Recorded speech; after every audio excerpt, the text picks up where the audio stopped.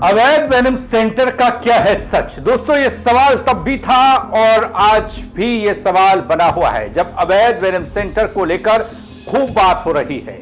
और आज भी यह सवाल बरकरार है कि इसकी जांच में क्या निकला। उत्तराखंड में एक खतरनाक खेल जारी है जहां अवैध वेनम सेंटर ने कई सवाल खड़े कर दिए, लेकिन इस जहर के खेल में अब तक पर्दा नहीं उठ पाया। क्या है इस रहस्यमय केंद्र का सच? कौन है इसके पीछे के लोग? आज मैं इस मामले में हो रही जांच की गहराई से जुड़ी हर अहम जानकारी के साथ आया हूं, जिसे जानना हर नागरिक के लिए जरूरी है। दोस्तों नमस्कार, प्रयाग में पंकज रौतेला, आप देख रहे हैं उत्तराखंड न्यूज। दोस्तों, आपको याद होगा रुड़की में एक अवैध वेनम सेंटर का मामला सामने आया था। उसे मैंने भी प्रमुखता से दिखाया था। कई सवाल भी हुए थे कि ये उत्तराखंड से जहर का कारोबार हो रहा है क्या। वन विभाग की भूमिका पर सवाल उठे तो मैंने भी सवाल किया, लेकिन एक बार फिर से कई महीनों के बाद इस मामले पर सवाल वही वाला है कि कहां जांच, कहां पड़ताल, कौन लोग इस अवैध वेनम सेंटर को, इस जहर के काम में लगे थे, कारखाने को चला रहे थे। जांच में देरी और फरार संचालक की तलाश कैसे एक पहेली बन गई। दोस्तों, बात इस पर करने के लिए आया हूं। दगड़ियों, उत्तराखंड के रुड़की में, हरिद्वार जिले में पड़ने वाला रुड़की अवैध वेनम सेंटर के मामले ने तूल पकड़ा। वन विभाग और पुलिस दोनों के लिए एक बड़ी चुनौती खड़ी कर दी। जहरीले सांपों के जहर का अवैध कारोबार पिछले करीब एक महीने से चर्चा में है, लेकिन अब तक इस मामले में जांच में देरी और मुख्य आरोपी संचालक के फरार होने से मामला सुलझा नहीं है, उलझा ही रह गया। वन विभाग इस पूरे प्रकरण की जांच लगभग एक महीने से कर रहा है बंद, लेकिन आरोपी नितिन नाम का शख्स पकड़ से बाहर है। अब तक सफलता ही नहीं मिल पाई कि राज से पर्दा उठेगा कैसे। इस कारण अब इस जांच को पुलिस के सुपुर्द करने की तैयारी चल रही है, विचार किया जा रहा है। लेकिन जब इस पूरे मामले में सुबोध उनियाल वन मंत्री हैं, क्योंकि वन महकमा सवालों के घेरे में आया, वन मंत्री से सवाल हुआ, पत्रकारों ने पूछा तो जवाब कुछ यूं आया। आप भी देख लीजिए, कितने संतुष्ट आप इस जवाब से होंगे वो आप मुझे आगे कमेंट करके बता दीजिएगा।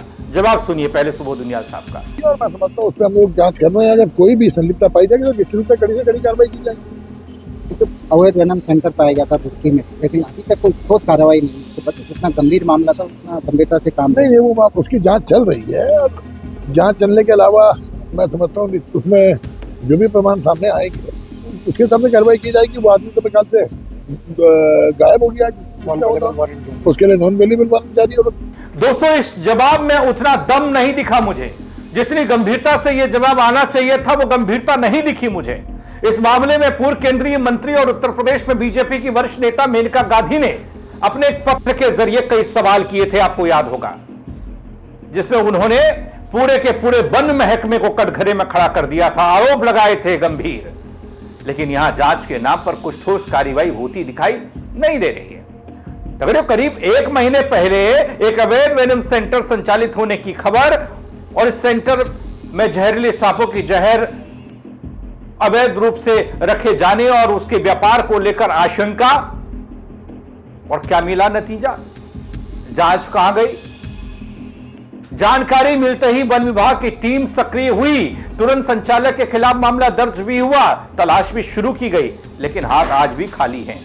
राजाजी टाइगर रिजर्व और हरिद्वार डिवीजन की टीमों ने अलग अलग स्थानों पर दबिश दी दोस्तों, लेकिन आरोपी का कोई सुराग नहीं लग पाया हाथ। यहां दोस्तों जांच में सामने आया कि नितिन जो शख्स, जो आरोपी है, जिसे बनाया गया आरोपी, जो वेनम सेंटर का मालिक बताया गया, लंबे समय से इस अवैध कारोबार में लिप्त था, यह तो कहा गया, और उसने एक व्यापक नेटवर्क भी खड़ा किया था। इस कारण मामले की गंभीरता और बढ़ जाती है। वन विभाग के अधिकारी इस पूरे कारोबार के दायरे को समझने की कोशिश कर रहे हैं ताकि पूरे गिरोह का पर्दाफाश हो सके। यह बार बार कहा जा रहा है, लेकिन जांच कहां है पता नहीं। इधर दोस्तों इस मामले में मुख्य आरोपी फरार है। इस मामले की जांच पड़ताल कछुआ चाल चल रही है। मुख्य आरोपी नितिन के फरार होने के बाद कोर्ट ने उसके खिलाफ नॉन अवेलेबल वारंट, गैर जमानती वारंट जारी किया, जिससे उसकी गिरफ्तारी की प्रक्रिया और भी सख्त हो गई। लेकिन मिले तब वन मंत्री सुबोध उनियाल ने इस मामले में वन विभाग की कार्रवाई को लेकर कह दिया कि जांच शुरू होने के बाद से ही विभाग पूरी तत्परता से काम कर रहा है, लेकिन आरोपी अभी तक पकड़ा नहीं गया, तो जांच कछुआ चाल चल रही है। लेकिन इससे इतर और जवाब ठोस हो सकता था, लेकिन वो हुआ नहीं। अगर वन विभाग की कार्रवाई तेज रहती होती तो वन मंत्री को इतना महज जवाब देने की जरूरत नहीं थी, ये टाल मटोल वाला। वन मंत्री ने यह भी बताया कि पुलिस को इस प्रकरण की जांच सौंपने पर विचार किया जा रहा है। देरी किस बात की है, जब वन विभाग वाले नहीं काम कर पा रहे हैं। अब ये एक अलग झोल भी है, इस पर आगे बताऊंगा।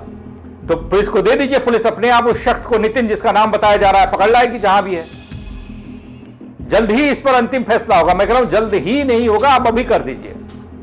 इससे साफ है अब मामले को लेकर उच्च स्तर पर गंभीरता से सोचा जा रहा है, काम किया नहीं जा रहा, सोचा जा रहा है। सोचिए दोस्तों, जब रुड़की में वन विभाग के नाक के नीचे अवैध वेनम सेंटर चल रहा था, गौर कीजिएगा, वन विभाग के नाक के नीचे जांच कौन कर रहा है? वन विभाग। वन विभाग, उसी विभाग के नाक के नीचे अवैध सेंटर चल रहा था, यह आरोप लगे, और जांच भी उसी विभाग के कंधों पर हो गई। अब कैसे इंसाफ मिलेगा, कैसे पर्दाफाश होगा, कैसे पर्दा उठेगा, सवालों के जवाब मिलेंगे, आप खुद ही जान लीजिए।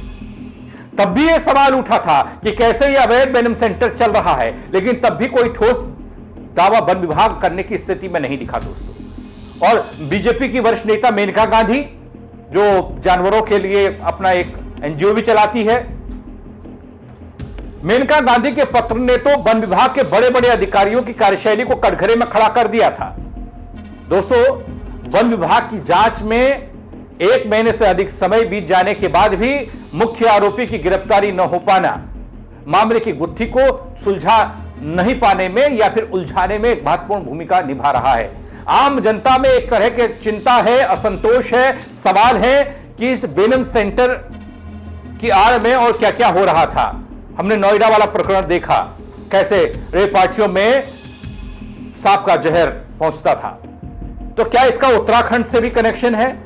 क्या रुड़की में जो दिखा उसके अलावा भी कहीं और इस तरीके से काम हो रहा है, अवैध वेनम सेंटर चल रहे हैं? ये बातें तब साफ होती दोस्तों जब इस वेनम सेंटर का मालिक या फिर संरक्षक, जो कह लीजिए ठेकेदार, उसकी गिरफ्तारी होती। लेकिन इतने लंबे वक्त के बाद भी सुबोध उनियाल साहब के पास जवाब नहीं है इस पूरे मामले को लेकर।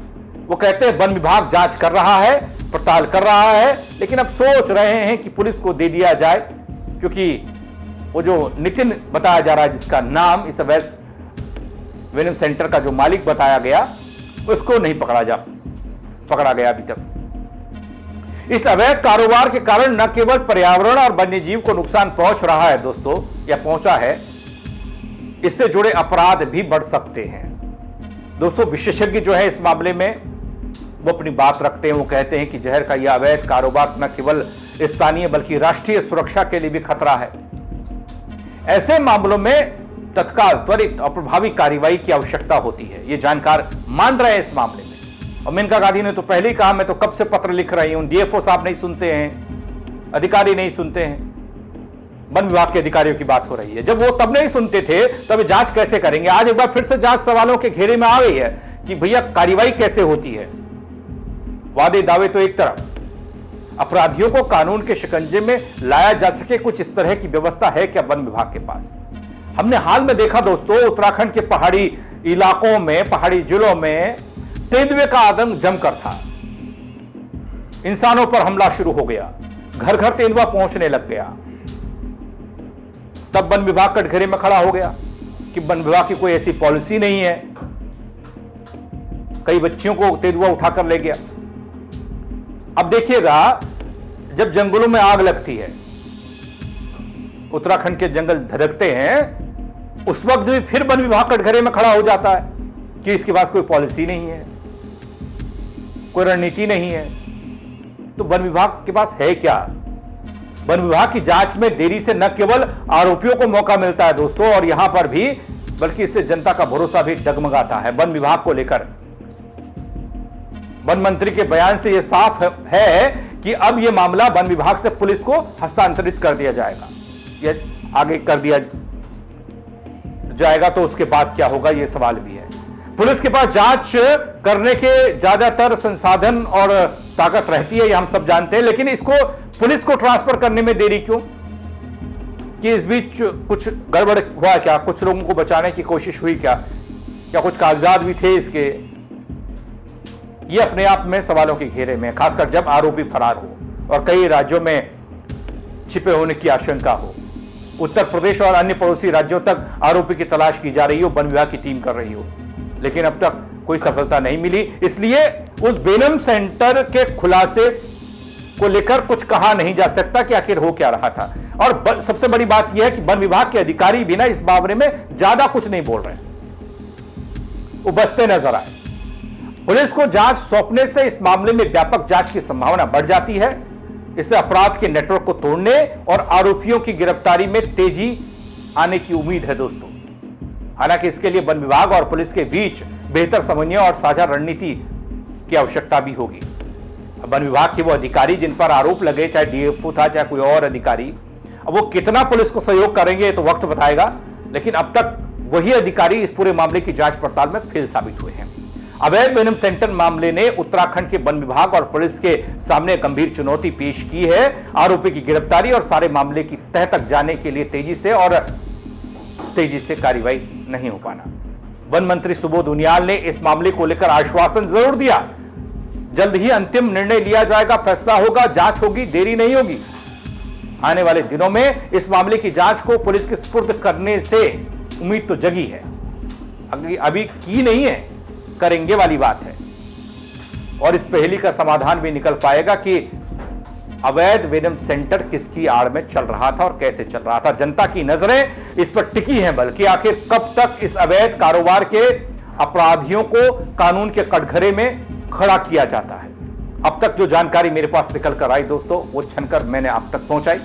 आप भी अपनी राय दे सकते हैं, बता सकते हैं अवैध वेनम सेंटर को लेकर आप क्या सोचते हैं, वन विभाग की कार्यशैली को लेकर आप क्या सोचते हैं। हर मामले में वन विभाग के पास कोई जवाब नहीं होता, क्यों नहीं होता? अब तो वन मंत्री सुबोध उनियाल साहब के पास भी कोई जवाब नहीं है वेनम सेंटर पर हो रही कार्रवाई को लेकर, धरपकड़ को लेकर, जांच पड़ताल को लेकर। तो सोचने वाली बात है। आप कमेंट करिएगा, लाइक करिएगा, खबर को शेयर करिएगा और लोगों तक पहुंचाइएगा। मेरे साथ जुड़ने के लिए आप सबका बहुत शुक्रिया दोस्तों। जय उत्तराखंड।